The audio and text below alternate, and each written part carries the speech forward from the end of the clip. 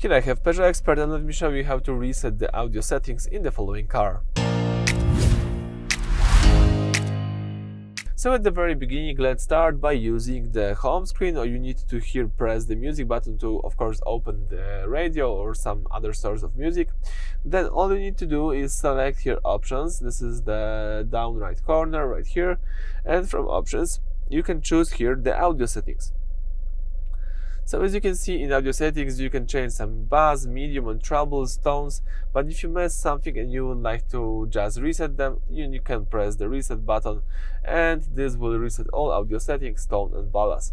If you are aware of this and you would like to confirm it, let's tap yes.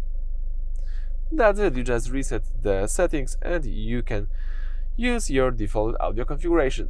So thank you for watching, please subscribe to our channel and leave thumbs up.